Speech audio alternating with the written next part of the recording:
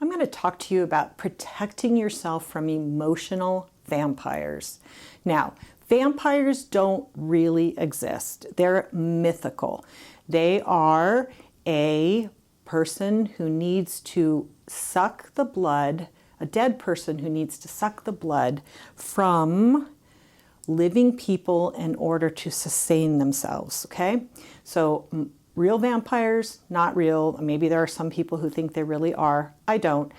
But emotional vampires really do exist. So if a vampire needs to suck the blood from people to survive, what does an emotional vampire need to do to survive? Needs to suck the emotions from you.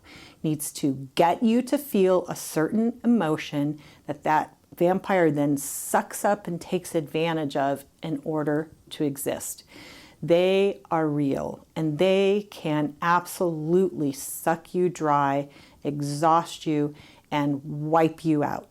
So how do they do that? Well, they make you feel guilty so that you'll feel obligated.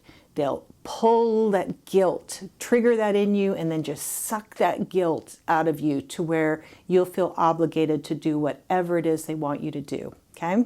They make you feel afraid so you'll give in. So they trigger that fear in you. It could be through a threat. It could be through something that they just casually suggest could happen, or by bringing up something that they're thinking about, but they know exactly how to bring that fear out of you. So where that fear just comes up and then they just suck that fear out and get you to give in.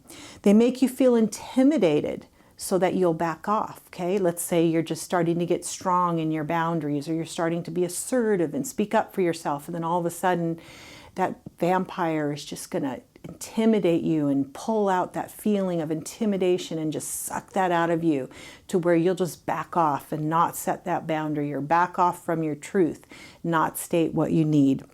They make you feel responsible so that you'll take care of them. So they'll just trigger all those feelings of responsibility where you find yourself thinking, oh, I should do that, or that's my job, or I feel bad that I didn't do that, or that poor person, you know, I should help.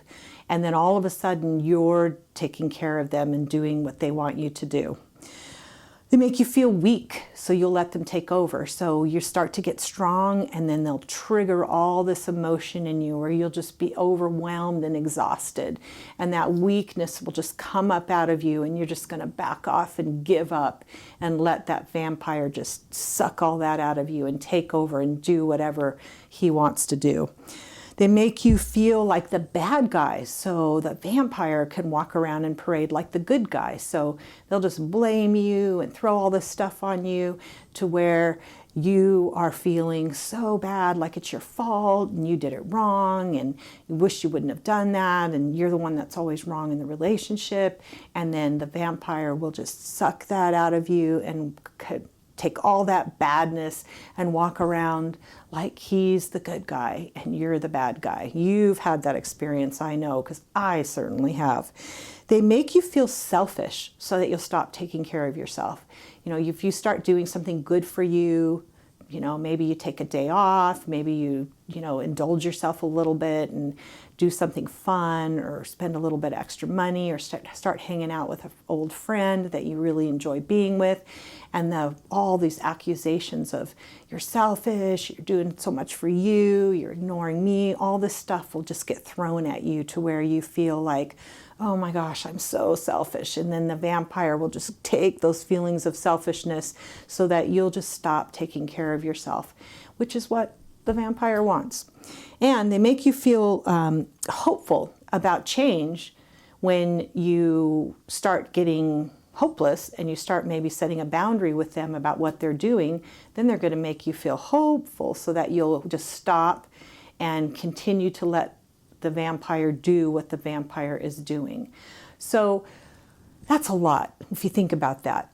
Think about who in your life drains you dry, who just sucks the emotions out of you. First, they'll trigger all those emotions in you, and then they just suck you dry by taking advantage of those emotions. Another way of describing an emotional vampire is an emotional manipulator, because that's what the vampire is doing, is manipulating emotions in you so the vampire can live off your emotions. And why do they do this? Because the vampire can't survive any other way. The emotional vampire feels like can't ask directly and risk that you might say no. So the only way to get the vampire's needs met is to manipulate you emotionally to where you'll give in and do what the vampire thinks you need. So that's the worldview that an emotional vampire has. It's not a healthy worldview. It's a manipulative worldview. That's where the vampire lives. You can't force the vampire to see the fallacy behind that, the fact that it's unhealthy, that it's not true, that it would be better to ask. You're not going to be able to force that vampire to come to terms with that. So as in lots of difficult relationship issues, you've got to just step back and think about what's going on, observe it, recognize it, take care of yourself.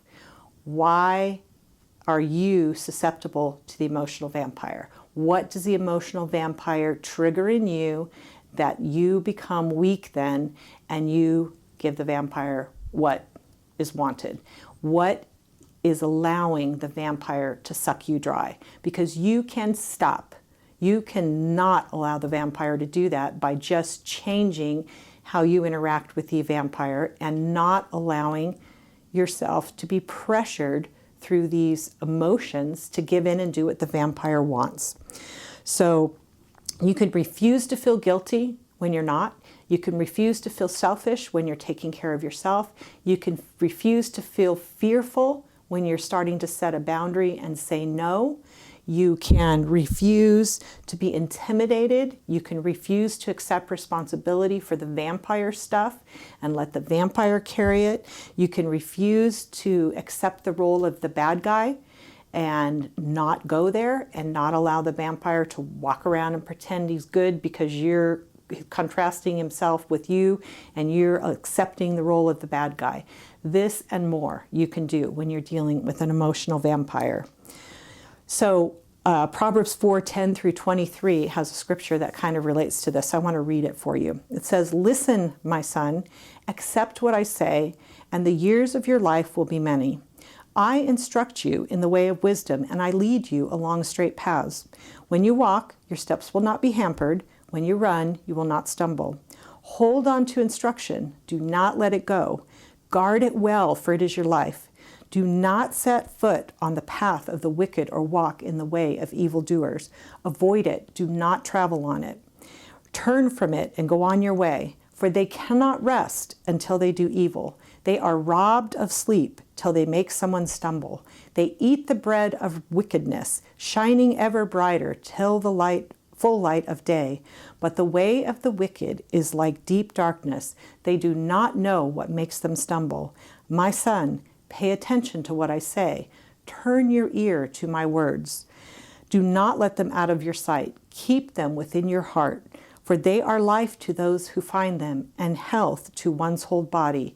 Above all else, guard your heart, for everything you do flows from it." Does that not sound like a perfect description of what you need to do to protect yourself when you are dealing with somebody who is an emotional vampire? I think it does. Pay attention. Pay attention to your path. Pay attention to what's going on with you. Guard your heart. Our emotions are in our heart. That's the seat of our emotions, of our being. So guard your heart, guard your emotions. Don't let the vampire kind of manipulate your emotions and then suck your emotions out of you. All right, this was kind of fun, but there's a whole lot of real truth to it, and I hope this really helped you. Please go to my website, go to my YouTube channel, look at the other videos that I have, and if you've got anything you'd like to write me about, I would love to hear from you. Check out my books, and just wish you an awesome day, and thank you for watching this video on Change My Relationship.